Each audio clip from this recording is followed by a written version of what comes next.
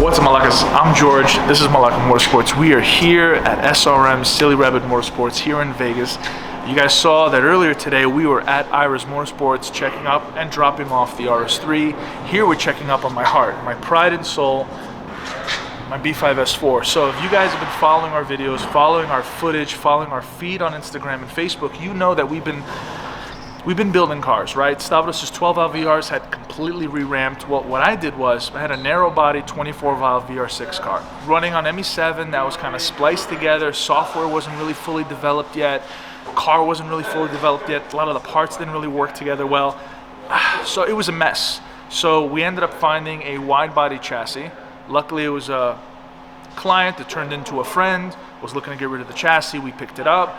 And I thought, you know what? Let's swap our 24-valve VR6 stuff inside. Sean gave us a call and said he was really interested in collaborating and really making some cool stuff with us and kind of revamping the VR6 and bringing it to, I guess, its newfound glory. So what we did was, before we were in a collector setup, just like in the picture showing here, which utilizes the factory manifolds for a turbo kit, it cuts the cost by more than 70%. Doesn't really hurt performance. We ran a Mark IV style, and here I'll show you, come here. So we ran a Mark IV modified intake manifold that works. The only problem was that it was in the back of the engine bay. So it was installed, you'd have to run a charge pipe all the way in the back, and it's really, really inconvenient. I'm sorry for the mess, I'm sorry for the way everything looks, but we're done with that. So right now, Sean's going to be making a billet 24-valve short intake runner for us. I think it's going to look pretty cool. We were looking at some of the preliminary designs. It looks really, really badass. We have the tubular manifold, which has been welded now, if you guys want to come take a look. So he welded on to the flange the tubular manifold. The downpipe came in towards the back. So primarily what Sean's going to be doing, he's setting up the downpipe, setting up the tubular manifold. He's going to be doing water to air intercooler, similar to what, I mean, take a look at this block. It's a bit beat up, but more or less it's going to be installed right here with a much larger core, water to air with a charge pipe traveling all the way around to the front. Man, everything's so dirty. I'm sorry guys that everything's so dirty. We're going to clean things up. I promise you in the next video everything's going to look a little bit better. But pretty much those are the updates on the car. We're about, I think, maybe 3 weeks out from completion in terms of all the fab. So hopefully the end of February, beginning of March, the billet intake runner will be done. The water to air intercooler stuff will be done. Downpipe to the exhaust system will be done.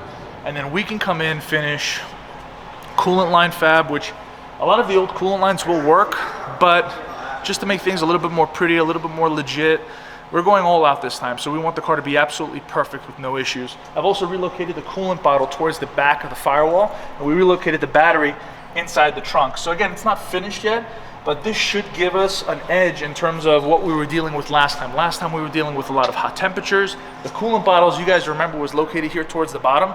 So some could argue that the coolant bottle was not the highest point of the motor. So what we did was, essentially what I did was copy Stavros' coolant pattern by putting the coolant bottle up there. So now the coolant bottle is actually the highest point of the engine bay, highest point of the motor. Hopefully that fixes that issue. Anyway, hopefully you guys enjoy this. This is just a quick update on my 24-valve VR6 swap.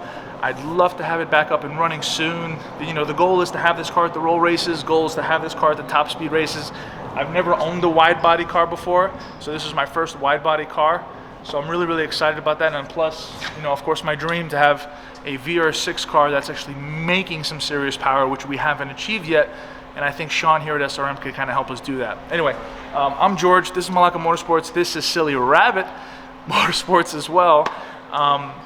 And I hope you guys enjoyed what you see. For those of you guys that are watching, if you have any questions, comments, concerns, please put them in the comments section below. We are also going to be announcing our giveaway coming up this week.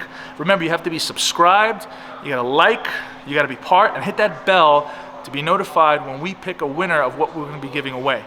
Some really, really big updates are coming, so stay tuned for that as well. Really excited for those, whether it be the RS3, whether it be what we're doing with merchandise, what's coming in. A lot of you guys are hitting us up asking about hats, shirts, hoodies. A lot of real cool stuff is coming. Anyway, enough of me jibber-jabbering. I hope you guys have a really, really cool day, and we'll see you guys in the next episode.